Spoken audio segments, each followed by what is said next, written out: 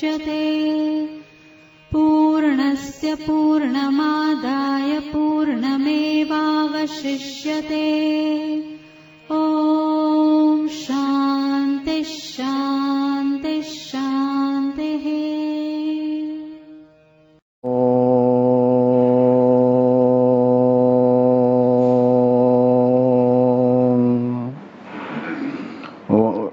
भद्रं कर्णेभिः शृणुयाम देवाः भद्रं पश्येमाक्षभिर्यजत्राः स्थिरैरङ्गैस्तुष्टुवांशस्तनूभिर्व्यसेम देवहितं जदायुः स्वस्ति न इन्द्रो वृद्धस्रवाः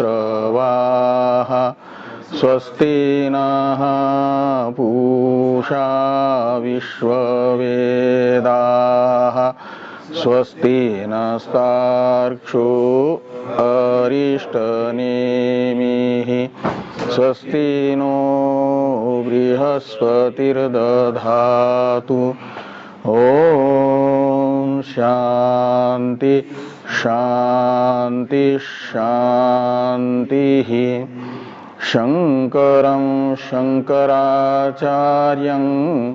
केशवं बादरायणं सूत्रभाष्य कृतो वन्दे भगवन्तौ पुनः पुनः। ईश्वरो गुरुरात्मेति मूर्तिभेदविभागिने व्योमवद्व्याप्तदेहाय दक्षिणामूर्तये नमः। ॐ शान्ति शान्ति शान्तिः।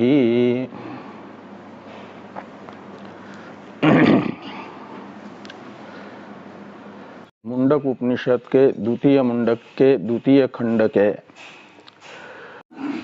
द्वितीय मुंडक के प्रथम खंड के 10 मंत्रों के द्वारा पराविद्या से अधिगम्यमान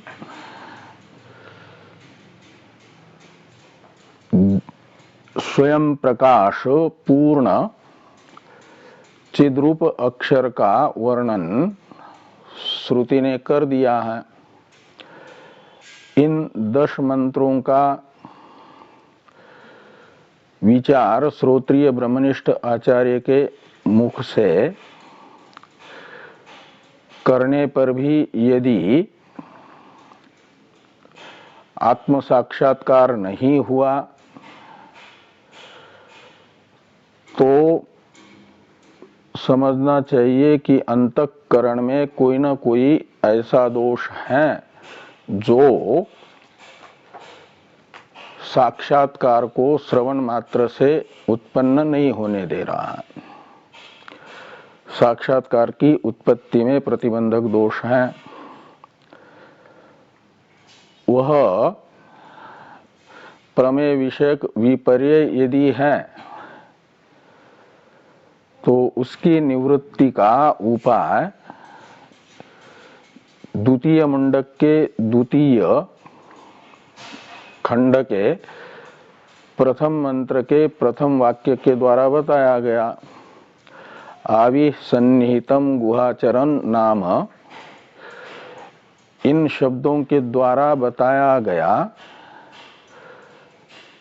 कि महावाक्यार्थ जो ब्रह्मात्म एकत्व है,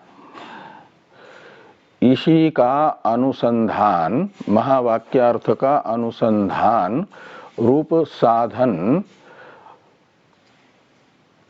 अंतःकरणगत साक्षात्कार के प्रतिबंधक विपरीत भावना कहो, अशुभ संस्कार कहो, इस दोष का निवर्तक है। निधिध्यासन से विपरीत भावना की निवृत्ति होती है।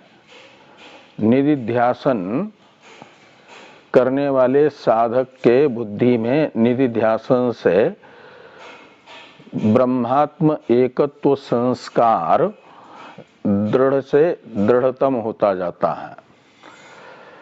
और जैसे ही ब्रह्म का आत्म रूप से संस्कार दृढ़ होगा तो अनात्मा शरीर आदि का आत्म रूप से संस्कार, जिसे विपरीत भावना अशुभ संस्कार कहा जा रहा है, वह दुर्बल होता जाएगा। और इस प्रबल संस्कार से शिथिल पड़ जाएगा, दुर्बल हो जाएगा आपका विपरीत संस्कार, अशुभ संस्कार। और जब बिल्कुल ही शिथिल पड़ जाएगा और प्रमेय विषयक संशय नहीं होगा चित्त में, तो पूर्व श्रुत महावाक्य से ही अहम ब्रह्मास्मि ऐसा साक्षात्कार होगा और उस साक्षात्कार से समूल अध्यास की निवृत्ति होगी और सूक्ष्मतम जो विपरीत भावना रहेगी उसकी भी निवृत्ति होगी। क्योंकि वेदांत सिद्धांत के अनुसार तीन कार्य एक साथ होते हैं। एक तो अहम ब्रह्मास्मि साक्षात्कार का उदय और उसी क्षण समूल अध्यास की निवृत्ति और वासनाक्षय। अध्यास की निवृत्ति को ही कहा जाता है अविद्यानाश और वासनाक्षय। ये दोनों फल हैं, साध्य हैं और साधन है ब्रह्म साक्षात्कार। इनमें साध्य साधन भाव होने पर भी पौर्वापर्य नहीं है, अपितु योगपद्य है। पौर्वापर्य कहते हैं क्रम को, साधन पहले फिर उसका साध्य, ऐसा नहीं है। अपितु साधन का उदय होते ही साध्य भी उसी क्षण प्रकट हो जाएगा, तो ये हो गया योगपद्य। एक समय में निष्पन्न होने वाली दो चीजों को कहा जाता है युगपत। ये दोनों हो रही है, उनमें योगपद्य रहेगा एक दूसरे का।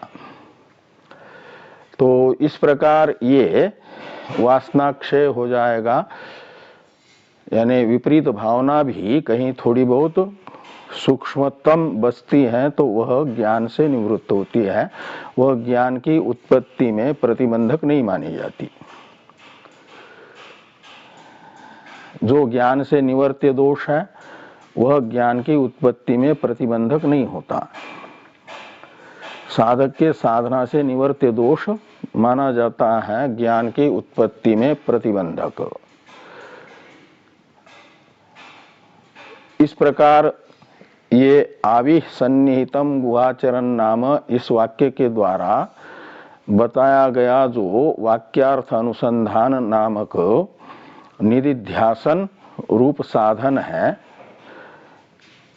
इसकी चर्चा हम लोग कर चुके हैं। किसी किसी के मन में विपरीत भावना नहीं रहती, किंतु प्रमेय विषयक संशय रहता है। प्रमेय विषयक संशय का भी हेतु होता है। संशय भी एक अंतःकरण की परिणाम रूपा वृत्ति है। तो वह कार्य होने के कारण उसका भी कोई न कोई कारण होगा। वह कारण क्या है? तो उसका कारण है वेदांत प्रमाण, जो तत्वावेदक प्रमाण कहलाता है, और व्यावहारिक प्रमाण जो बाकी प्रत्यक्षादि है। इन दो प्रमाणों में से दोनों में भी समान यदि श्रद्धा रहेगी, प्रामाण्य बुद्धि रहेगी, और वे दो प्रमाण आपस में एक ही वस्तु का विरोधी स्वरूप बता रहे हो, तो संशय उत्पन्न होता है कि व्यावहारिक प्रमाण जैसा आत्मा का स्वरूप बता रहा है वैसा मैं हूँ, या तत्वावेदक प्रमाण उपनिषदें जैसा मुझे बता रही है वैसा मैं हूँ। यह संशय होगा दोनों प्रमाणों में समान रूप से आस्था होने से। इसके लिए फिर आवश्यकता होती है वेदांत के द्वारा उक्त आत्मस्वरूप का निर्धारण अनुकूल युक्तियों से चिंतन की। विरोधी वृत्तियों की बाधक यानी भेद की बाधक और अभेद की साधक युक्तियों से ब्रह्मात्म एकत्व का चिंतन ये मनन कहलाता है। और मनन किस प्रकार करना है इसका स्वरूप बताया जा रहा है। महत् पदम अत्र एतत् समर्पितम इत्यादि के द्वारा। ये जो आविशब्दित चेतन प्रकाश है उसे ही महत् पदम में पदम शब्द से कहा गया है। पद्यते ज्ञायते उपनिषद भी ही यत तत्पदम, ऐसी उत्पत्ति पद शब्द की करते हैं तो उपनिषदों से वेद्य वो है परमात्मा ब्रह्म, इसलिए पद शब्द का अर्थ निकलेगा ब्रह्म। और वो कैसा है तो महत है यानी निरतिशय महान है, अर्थात तो निरपेक्ष अपरिछिन्न है। जो अवच्छेदक है देश काल वस्तु उनका भी वह अधिष्ठान होने से देश काल वस्तु से परिचिन्न नहीं होता है। इस अभिप्राय से पदम का ये विशेषण है महत। तो महत पदम इन दोनों ने बताया जो पूर्ण पुरुष है, सजातीय विजातीय स्वगत भेद रहित देश काल वस्तु से अपरिछिन्न चेतन, ये महत पदम शब्द का अर्थ निकलेगा। और इसी चेतन को अत्र एतत् समर्पितम में अत्र शब्द से ग्रहण किया है। अत्र यानी अस्मिन महती पदे, ये जो महान पद है ब्रह्म, इसी में एतत् समर्पितम, एतत् यानी यह सारा प्रपंच लौकिक प्रमाण से ग्राह्य, उसका परामर्शक है अत्र एतत्, इनमें एतत् शब्द जगत का परामर्शक है। तो जगत अत्र यानी महती पदे समर्पितम, समर्पितम का अर्थ है अध्यस्तम। इसका अर्थ हुआ कि महत् पद शब्दित ब्रह्म अधिष्ठान है और जगत उसमें अध्यस्त है। और ये तत् शब्द से ग्राह्य जगत कैसा है तो जगत में दो विशेषता रहती है। एक तो जगत है अनात्मा होने के कारण कार्य और परिचिन्न। ब्रह्म को तो कहा गया महत् पद यानी अपरिचिन्न, और एतत् शब्द से ग्राह्य जगत को कहा जाएगा परिचिन्न। तो जो परिचिन्न होगा उसमें एक विशेषता रहेगी, परिचिन्नत्व रूप विशेषता। विशेष कहा जाता है, विशेषता कहा जाता है प्रकार को, विशेषण को। तो जगत में परिचिन्नत्व रूप विशेषता है। और कैसा है जगत तो कार्य रूप है, इसलिए उसमें कार्यत्व रूप विशेषता भी रहेगी। आकाश आदि ये तो शब्द से ग्राह्य है और आकाश आदि को श्रुति ने कहा, तैत्रीय श्रुति ने, तस्माद्वा ये तस्माद् आत्मनः आकाश संभूत इत्यादि से आकाश आदि जगत परमात्मा से उत्पन्न हुआ है, ये बताया है। इसलिए उसमें कार्यत्व रहेगा। तो ये कार्यत्व रूप विशेष तथा परिच्छिन्नत्व रूप विशेष ये व्याप्य है दोनों, और व्यापक है साधिष्ठानत्व। साधिष्ठान कहा जाता है अधिष्ठान के साथ रहने वाला, किसी के आश्रित रहने वाला। साधिष्ठान का अर्थ है साधार, साश्रय, किसी न किसी आश्रय में रहने वाले को साश्रय कहा जाता है। आश्रित कहो, समर्पित कहो, साश्रय कहो, साधिष्ठान कहो, साधार कहो, ये सब पर्यायवाचक शब्द हैं। तो ये जगत कार्य होने के कारण साधिष्ठान होगा, यानी साश्रय होगा, साधार होगा, किसी न किसी आश्रय में रहेगा। ये कार्यत्व हेतु को लेकर के। तो ये तत् शब्द से ग्राह्य जगत को बना दो, एक युक्ति दिखानी है ना, युक्ति यानी अनुमान। तो ये तत् शब्द से ग्राह्य जगत को बना दो पक्ष, और अत्र समर्पितम शब्द से बताया गया जो साधिष्ठानत्व है, साधारत्व है, उसको बना देना साध्य।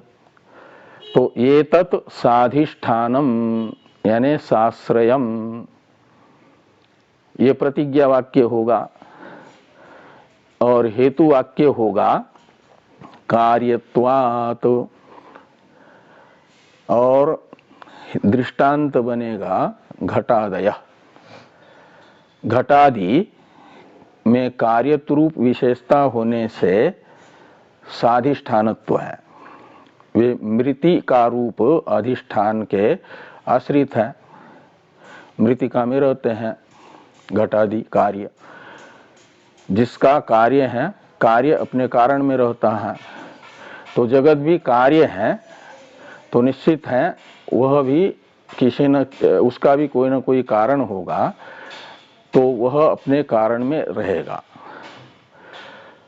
तो ये तत्शब्दित जगत साधार है, साश्रय है, यानी किसी न किसी अपने कारण में रह रहा है, उसका जो कारण होगा उसमें कार्य होने से। जैसे घटादि कार्य अपने कारण मृतिका में रहते हैं, इस प्रकार ये कार्यत्व हेतु से जगत का एक आश्रय सिद्ध होगा, जगत का अधिष्ठान सिद्ध होगा। तो जो कार्य रूप जगत है उसका तो आश्रय सिद्ध होगा, और वो कौन होगा? तो अत्र शब्द ने बताया है। अत्र शब्द सर्वनाम है ना, इदम शब्द का रूप है, त्रल प्रत्यांत इदम शब्द है अत्र। ये परामर्शक होगा आदि का, महत्पदम शब्द से बताया गया जो ब्रह्म, उस ब्रह्म का। इसलिए इस प्रकार इस अनुमान से ब्रह्म को जाना जाएगा। और जगत है सारा का सारा कैसा? उस ब्रह्म में अध्यस्त। और ये नियम होता है कि जो अध्यस्त है वह अधिष्ठान से अलग नहीं हुआ करता, कार्य की अपने कारण से अलग स्वतंत्र सत्ता नहीं होती। छांदोग्य श्रुति ने कार्य को बताया है वाचारंभण, वाचारंभनम विकारः, ऐसा छांदोग्य में एक वाक्य आता है, विकार यानी कार्य। और जो कार्य है वो कैसा है? तो वाचारंभण है। वाचारंभण है का मतलब मिथ्या है, कल्पित है। और कल्पित की सत्ता वह जिसमें कल्पित है उस अधिष्ठान से अलग नहीं होती। इसलिए क्या हुआ कि कार्यात्मक ये आकाश आदि सारा का सारा जगत ब्रह्म से अतिरिक्त नहीं है, ये युक्ति बता रही है। और व्यावहारिक प्रमाण जो हैं भेदवादियों के द्वारा बताए जाने वाले, वे जगत का और ब्रह्म का स्वतंत्र अस्तित्व बताते हैं। जैसे ब्रह्म की अपनी स्वतंत्र सत्ता है, भेदवादी के दृष्टि में जगत की भी अपनी स्वतंत्र सत्ता है। लेकिन इससे निश्चित होगा अत्र एतत् समर्पितम से कि जगत महत्पद शब्दित ब्रह्म में कल्पित होने से ब्रह्म से अतिरिक्त उसकी सत्ता नहीं है। इस प्रकार ब्रह्म रूपता सिद्ध होगी। कहा जो कार्य रूप जगत होगा उसमें भले ही वाचारम्भणत्व सिद्ध हो जाए, इसलिए जगत का बाध करके उसका अधिष्ठान ही अवशिष्ट रहेगा। लेकिन जो प्रकृति है, अव्याकृत है, मूल कारण, उसमें तो कार्यत्व रूप विशेषता नहीं रहेगी ना। तो कार्यत्व रूप विशेषता प्रकृति में न होने से वह तो अध्यस्त सिद्ध नहीं होगी ब्रह्म में। अत्र एतत् समर्पितम में एतत् शब्द से ग्राह्य नहीं होगी। एतत् शब्द से तो ग्रहण उसका किया जाएगा जो ब्रह्म में अध्यस्त है, और ब्रह्म में अध्यस्त कार्यत्व रूप विशेष हेतु किसको बता रहा है? जगत को, कार्य को। तो कार्यात्मक जगत भले ही ब्रह्म में अध्यस्त होने से ब्रह्म से अनतिरिक्त हो, ब्रह्म से अतिरिक्त न हो, किंतु प्रकृति में तो कार्यत्व रूप हेतु न होने से साधिष्ठानत्व यानी ब्रह्म में कल्पितत्व ये नहीं रहेगा। इस प्रकार की आशंका किसी को हो सकती है। इसलिए क्या होगा कि प्रकृति में भी साधिष्ठानत्व सिद्ध किया जाए। इसलिए एक हेतु बताया गया है, प्रकृति में तथा जगत में भी जो रहता है वह परिच्छिन्नत्व रूप हेतु। परिच्छिन्नत्व जगत में, कार्य रूप जगत में तो है ही है, प्रकृति में भी परिच्छिन्नत्व है। प्रकृति भले ही अपने कारण, अपने कार्य रूप आकाश आदि से अपरिच्छिन्न हो, किंतु प्रकृति भी अपने ब्रह्म की दृष्टि से देखते हैं तो ब्रह्म के कल्पित एक अंश में ही होने से, और अव्यक्तात् पुरुषः परः इत्यादि कठ श्रुति ने अव्यक्त से भी पर यानी अपरिच्छिन्न बताया है पुरुष को। इसलिए पुरुष के दृष्टि से हम प्रकृति को देखेंगे तो माना जा सकता है कि प्रकृति भी अव्यक्त शब्दित परिच्छिन्न ही है। महदादि की दृष्टि से भले ही अपरिच्छिन्न हो, लेकिन पुरुष की दृष्टि से यानी ब्रह्म की दृष्टि से वह भी परिच्छिन्न है। और परिच्छिन्नत्व रूप हेतु भी यत्र परिच्छिन्नत्वम तत्र साधिष्ठानत्वम, ये भी एक व्याप्ति है। और इस परिच्छिन्नत्व रूप हेतु को लेकर के ये तत् शब्द से ग्राह्य जो अव्याकृत है, अव्यक्त है, उसमें भी ब्रह्म में कल्पितत्व सिद्ध होगा। इस प्रकार प्रकृति की भी स्वतंत्र सत्ता सिद्ध नहीं होगी।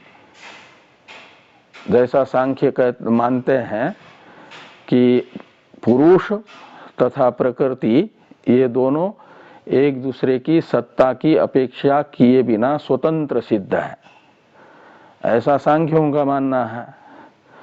लेकिन सिद्धांती कहते हैं कि प्रकृति भी ब्रह्म में कल्पित होने से ब्रह्म से अतिरिक्त नहीं है, अपने अधिष्ठान की सत्ता को छोड़ करके उसकी स्वतंत्र सत्ता नहीं है।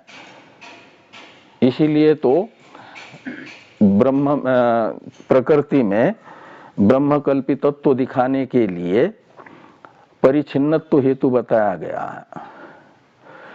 तो इस प्रकार यहाँ पर अत्र एतत् समर्पितम, इस वाक्य के द्वारा एक अनुमान सूचित हुआ। वह अनुमान हुआ एतत् शब्द से ग्राह्य जगत को पक्ष बनाया गया, और अत्र समर्पितम शब्द से बताया गया जो ब्रह्माधिष्ठानत्व ये साध्य है, और कार्यत्व एवं परिच्छिन्नत्व हेतु है, और दृष्टांत है घटादि आकाश आदि ये सब। तो ये युक्ति हुई ना, और इस युक्ति से क्या सिद्ध हुआ, जो व्यावहारिक प्रमाण से ग्राह्य आकाश आदि जगत है वह व्यावहारिक सत्ता वाला है, और परमार्थतः देखते हैं आकाश आदि जगत में वाचारम्भनत्व श्रुति बता रही है किस दृष्टि से, परमार्थ दृष्टि से। उसमें व्यावहारिक सत्ता का निराकरण श्रुति नहीं कर रही है, छांदोग्य श्रुति भी। परमार्थ दृष्टिया अव्याकृत तथा अव्याकृत का परिणाम रूप आकाशादि जगत कल्पित है। व्यावहारिक दृष्टि से कल्पित नहीं है, व्यवहार अवस्था में इस जगत का बाध नहीं होता है, अपितु परमार्थ भूत जो अधिष्ठान है ब्रह्म, उसका अनुभव जिसको होता है उसके दृष्टि से यह व्यावहारिक सत्ता वाला जगत बाधित है। तो इस प्रकार परमार्थ दृष्टिया एक ब्रह्म ही है ये निश्चित हुआ ना। तो ये और वही ब्रह्म वाक्य अर्थ है। बाध होगा किसका, जो जगत अंतःपाती है उन सब का।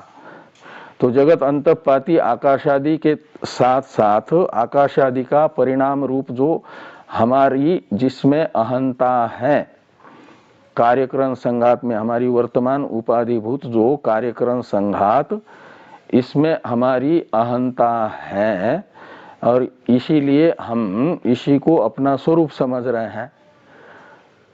तो ये लौकिक अनुभव है हमारा, लौकिक प्रमाण से होने वाला, व्यावहारिक प्रमाण से होने वाला। इस व्यावहारिक प्रमाण से होने वाले अनुभव का विषय भूत जो हमारा स्वरूप है वह तो कर्ता भोक्ता परिच्छिन्न कार्यक्रम संघात के साथ मिला हुआ है, उसके साथ तादात्म्यापन्न है। इसलिए तो तुम पदार्थ शोधन करना पड़ता है। और जिनके दृष्टि में वेष्टि कार्यक्रम संघात तादात्म्यापन्न ही आत्मा है, तुम पदार्थ है, और समष्टि जो जगत है तद उपाधि परमात्मा है, यानी तत्पद का वाच्यार्थ ही परमात्मा है, तुम पद का वाच्यार्थ ही अहम अर्थ है। जिनके दृष्टि में, उनके दृष्टि में तो ये भेद रहेगा,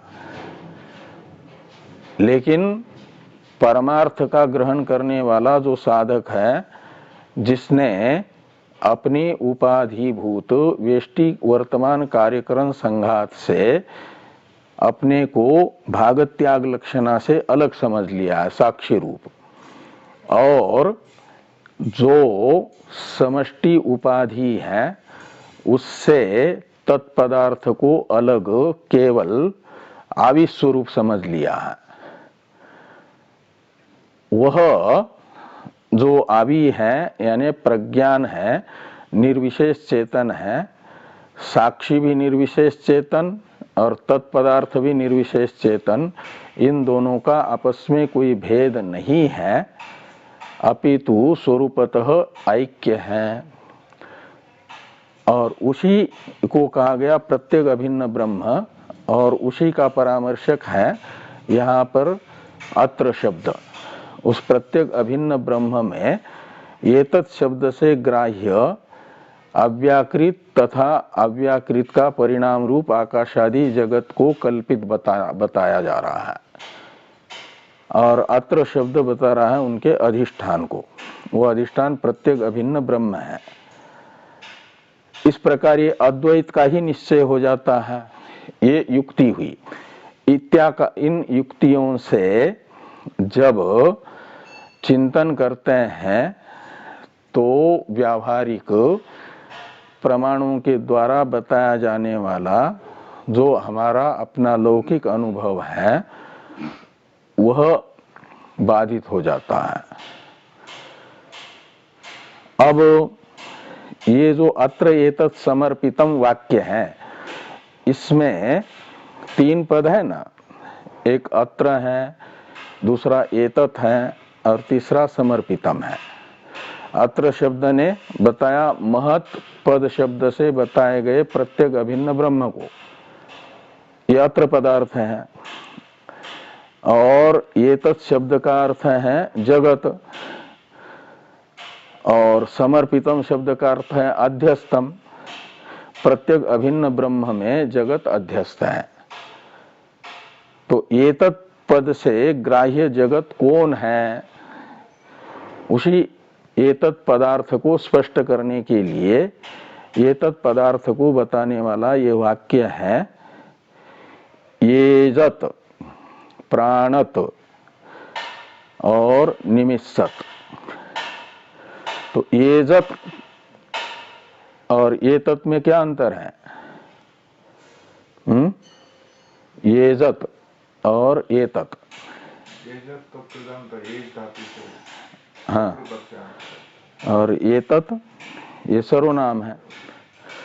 तो एतत् में तकार है बीच में, और येजत में ज है। येजत वो एजरी कंपने धातु से क्षत्रि प्रत्यय होकर के येजत बना। उसका अर्थ निकलता है कंपायमान, यानी चलन क्रिया वाला। कंपन का अर्थ है चलन, चलनशील, गमनशील, जंगम, जिसको स्थावर जंगम में जंगम कहा जा सकता है ना।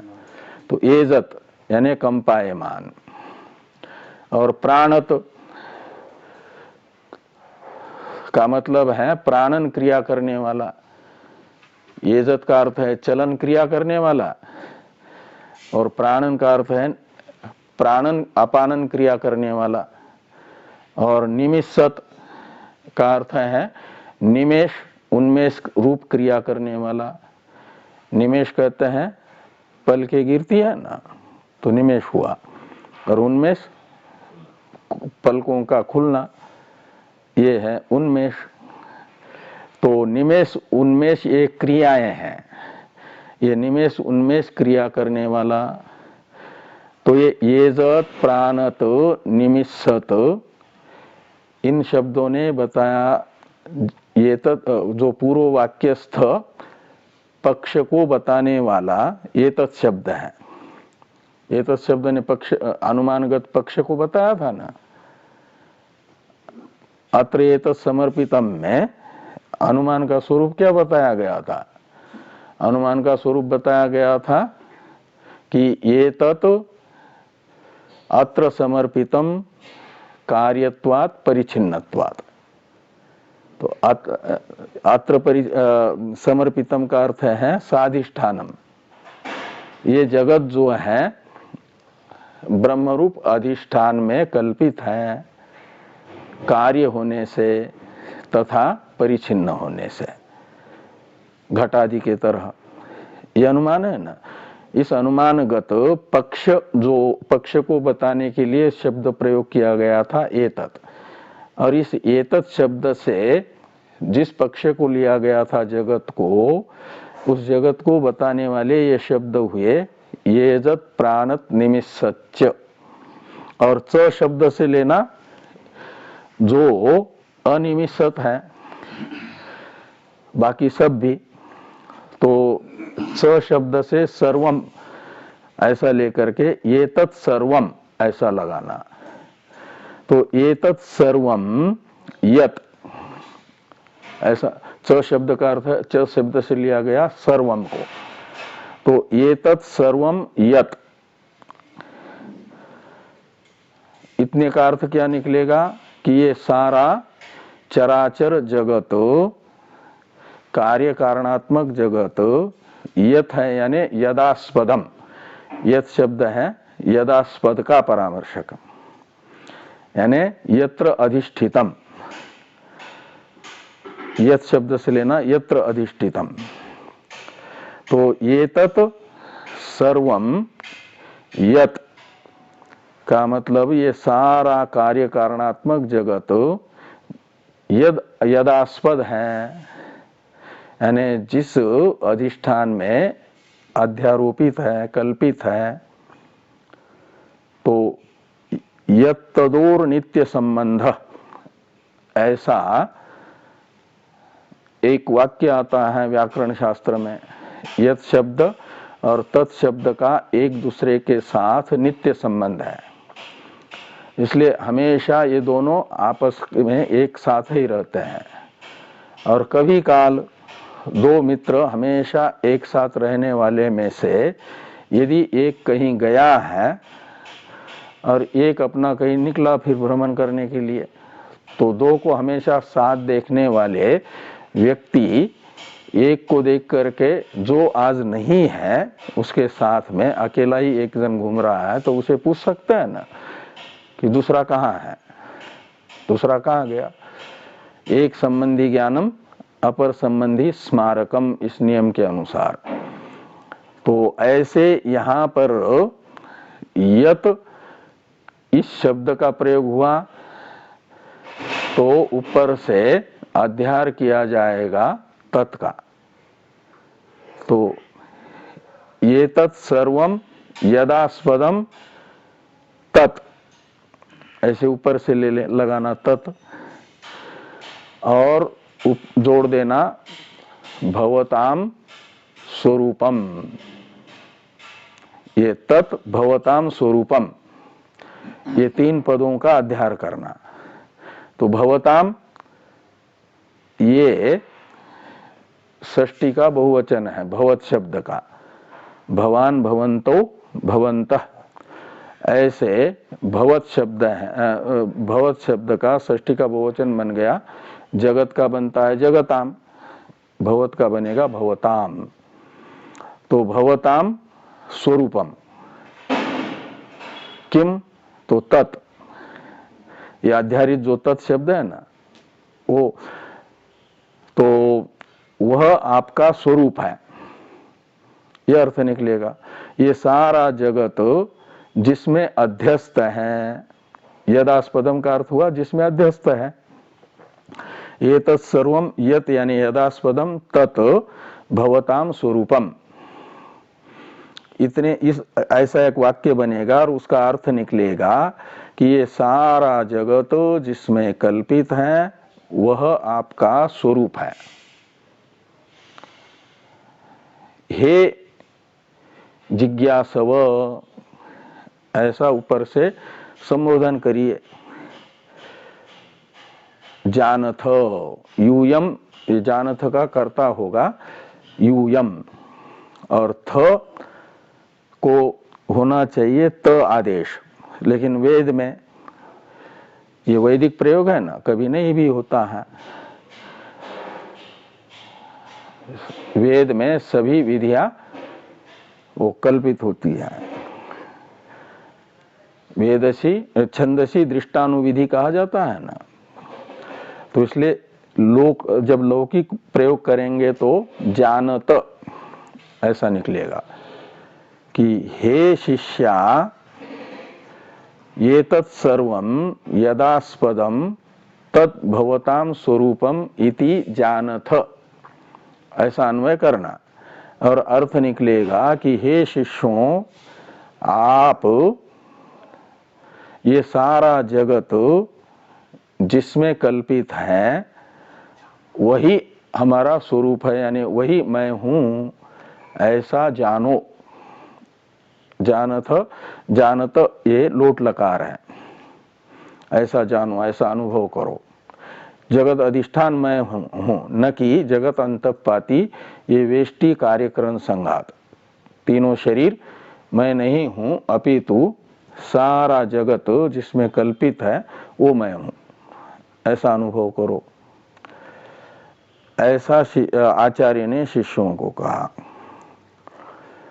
और वो कैसा है आवी, तो आवी का ही कहो या महत पदम का ही कहो वर्णन करते हुए कहा जा रहा है सदसद वरेण्यम, एतत् सदसद वरेण्यम, एतत् यानी एतत् महत पदम यानी ब्रह्म प्रत्येक अभिन्न ब्रह्म, ये सदसद वरेण्य है, सदसद है।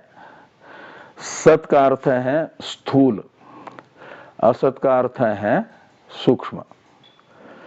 सत शब्द अभिव्यक्त नाम रूपात्मक वस्तु के लिए भी आता है और असत का अर्थ है अनभिव्यक्त नाम रूप दशा, वो है कारण।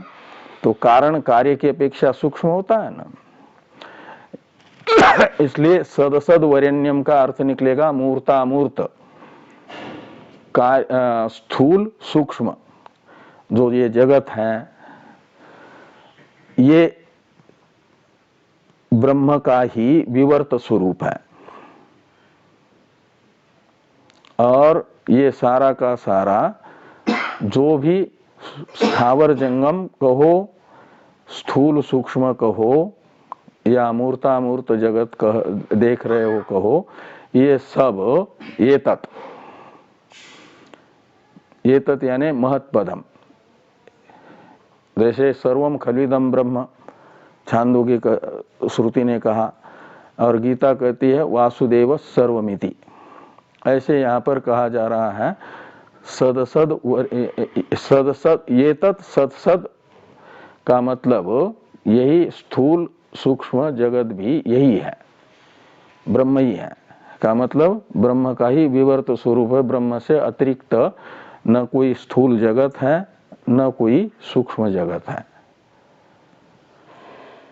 और ये ब्रह्म कैसा है, महत पदम शब्द से बताया गया। तो वरेण्यम, वरेण्यम शब्द का अर्थ है वर्णीयम यानी वर्ण करने योग्य, स्वीकार्य। किसके द्वारा स्वीकार्य, तो सर्वस्य यानी सभी के लिए यह वरेण्य है। क्यों, यह नित्य है, जगत अनित्य है। अतो अन्यत आर्तम, इस श्रुति के अनुसार अतः शब्दित परमात्मा से अन्यत यानी जगत, अतिरिक्त जगत, परमात्मा से अतिरिक्त जगत कैसा है, तो आर्त है यानी विनाशी है और परमात्मा हुआ अविनाशी।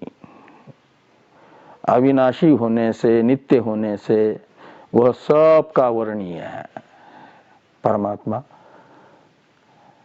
और कैसा है ये, महत्पदम शब्द से बताया गया आवी यानी चेतन। तो कहते प्रजानाम विज्ञानात् परम, ये अंतिम पद जो प्रजानाम है उसको विज्ञानात् के साथ ले आइए। तो विज्ञान, प्रजानाम विज्ञानात् परम एतत् यानी यह महत्पदम। तो प्रजा शब्द से लेना प्राकृत जनों को, जिनकी प्राकृतिक दृष्टि है यानी व्यावहारिक स्वरूप को ही सत्य समझ रहे हैं, जो लौकिक प्रमाण से बताए गए अर्थ को ही सत्य समझने वाले, उनको कहा गया प्रजा शब्द से।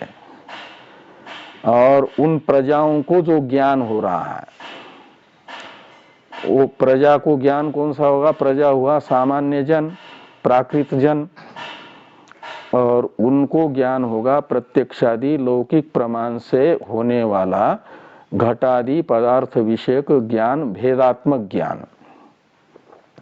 और वो है उत्पन्न हुआ ज्ञान, वृत्ति रूप ज्ञान। घटाद्याकार वृत्ति रूप ज्ञान को ही यहाँ पर प्रजानाम विज्ञान शब्द से कहा जा रहा है। और इस विज्ञान से परम यानी अतिरिक्तम, परम शब्द का अर्थ है अतिरिक्त, अन्यत, यानी जन्य ज्ञान से अतिरिक्त ज्ञान है ये, इसलिए नित्य है और नित्य होने से वर्णीय है। और कैसा है ये महत्पद? ये प्रजानाम विज्ञानात् परम शब्द ने तो बताया कि लौकिक ज्ञान से विलक्षण है, प्रत्यक्षादि लौकिक प्रमाण से गम्य आपका यह स्वरूप नहीं है, ब्रह्म नहीं है महत्पद शब्दित। ये प्रजानाम विज्ञानात् परम शब्द से कहा गया। और यद वरिष्ठम, तो जो यह प्रकृत महत्पद पदार्थ है वह वरिष्ठ है। वरिष्ठ है का मतलब जगत में अनेक वर पदार्थों में से सबसे अधिक वरत्व जिसमें रहता है उसे वरिष्ठ कहा जाता है। तो वर का मतलब होता है श्रेष्ठ। तो अनेक श्रेष्ठ पदार्थ हैं, सुंदर पदार्थ हैं, उनमें सबसे जो सुंदर है उसे कहा जाएगा वरिष्ठ, उत्कृष्ट। तो वरिष्ठम यानी सर्वेषु वरेषु अतिशयन वरम इति वरिष्ठम, ऐसी वरिष्ठ शब्द की उत्पत्ति होती है और इसका अर्थ निकलता है कि सारे श्रेष्ठ पदार्थों में जो श्रेष्ठतम है उससे श्रेष्ठ दूसरा कोई नहीं है।